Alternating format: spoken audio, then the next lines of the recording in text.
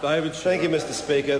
This is a drive, but in no particular direction, it seems to me. This is a drive towards basically showing people that doing something is better than not doing something. But doing something for absolutely no real reason doesn't seem to be a particularly good use of our time here on a Saturday morning.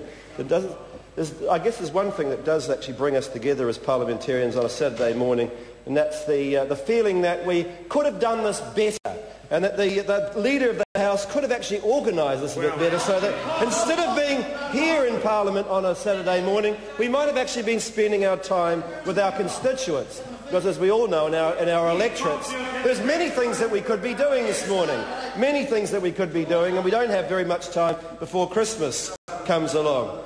State Sector Management Bill. Mr. Speaker, I want to speak on the science and technology side of this, but first I just want to touch on the what has already been mentioned in terms of the archives and the National Library. We sat through in our Select Committee 31 different submitters that put evidence towards the Select Committee. 31, and Louise Upston will know this as well. Every single one of them, without exception, opposed this bill. Every single one. And they were some of the best submissions I think I've ever heard sitting on a Select Committee in my short career here in Parliament. They were people who had worked under the 1990s regime and had seen the mess that the archives in particular the mess that occurred as a result of putting it inside the Department of Internal Affairs, and pleaded with us to keep it separate. They showed that in almost every other country in the world, best practice was the archives being outside of the Department of Internal Affairs, and could serve therefore as an independent watchdog and a repository of information that benefited the whole of New Zealand. Instead, what we're doing is we're burying the archives and the National Library inside the Department of Internal Affairs, making the heads of both of those departments a third tier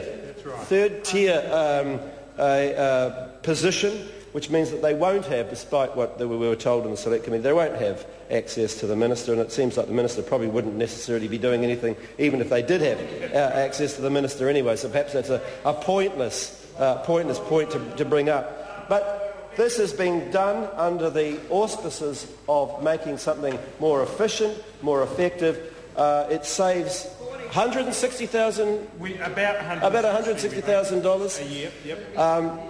You could probably do that. 15 jobs. You could probably do an internal reshuffle and save more than that sort of money if you were able to do that. If that was what you wanted to do. Oh, well, one day in Parliament we would say probably as much of that if we had a Leader of the House that actually organised themselves. And I have to say that, 2 weeks ago, we had actually made plans. Right through this weekend to be able to get out there in the electorate and do things before the Christmas break. That seems to be shot down. Let's move to the research and science side of this bill, Mr. Speaker. On this part we have less of a problem with it. In fact, I have to congratulate Minister Matt for coming up with a good name, Science and Innovation. That's true. I was reflecting on that, and I was reflecting that what would have happened if Wayne Matt, by some remarkable feat, had actually won the 1981 Mount Roskill selection, and come in as the member for Mount Roskill, as a Labour member for Mount Roskill. Yes, that's right. And I was thinking, how would he have risen through the Labour Party as a result of being in Mount Roskill? It's an interesting thought. I didn't spend too long thinking about it, Mr. Smith. I didn't spend too long thinking about it, but Dr. Matt did come up in this particular case with a great name, which is Science and Innovation. Science and Innovation. And you ask, what's in a name? Well, actually, the answer is Not a whole lot, because if you dig below the name, you actually see the same old coming out yet again.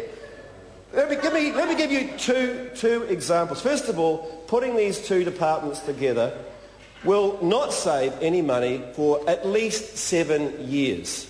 And that supposes that there is no extra people taken on board as a result of new things that this new ministry comes up with.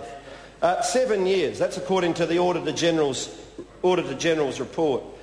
The other thing that was interesting in the Select Committee, when we were looking at this piece of legislation, Mr. Speaker, I asked, well, I sort of expected, perhaps in the preamble or something slightly more inspirational about what this bill was trying to do. You're bringing together two different pieces of government bureaucracy, and the officials said, well, actually, we really haven't had time to think about that. We've been too busy trying to just merge the forced and the morse together. And I think that's, in a sense, that says it all about this piece of legislation.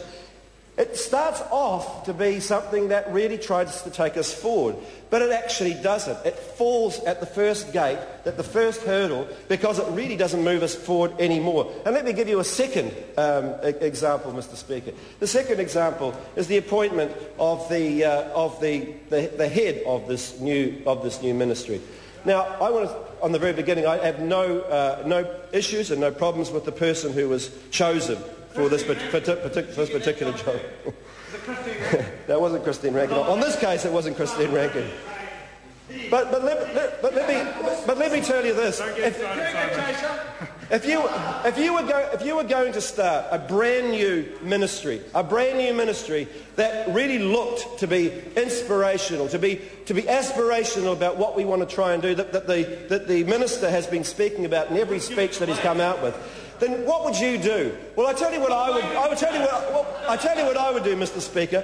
I would advertise across the world and try and get the best person for the job right from the other side of the world, perhaps in Finland, or Denmark, that this minister keeps mentioning as the example of where we want to be in the world. Maybe we should go to Denmark to say, let's have a look and see if we can attract anybody from Denmark into New Zealand to see how they did it in Denmark.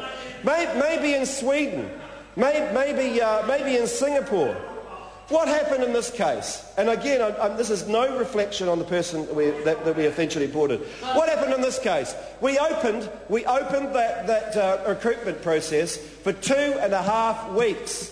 And I know from talking to a lot of people around town, that the recruitment agency didn't even have the resources to go further abroad and to make an international search. There is absolutely no way, Mr. Speaker, that we can say with hand on our heart that we have trawled the world for the best possible person and got the best possible person. Now, if we had done that, and the current head of the Ministry of Science and Innovation had been selected, I would have said, that is fantastic. We have a Kiwi, a New Zealander, who's actually able to do that job. But in fact, we haven't. And I think that this is another example that permeates right through the government of where we have sold ourselves short. We have lacked the vision, we have lacked the plan, we have lacked the aspiration, even though this is one of the main points in which the government wants to pick up New Zealand's economic performance. We have lacked that to be able to drive this ministry forward into the place where it should go. So here we are, Mr. Speaker, on a Saturday morning, looking at a bill in which the archives and National Library go back in the Department of Internal Affairs, despite the best advice of just about everybody that's ever been working in both of those areas, and a research and science and technology area in which we could have made a real difference and really lived up to the great name the minister has come up with, but instead we've fallen sadly short. Thank you, Mr. Speaker.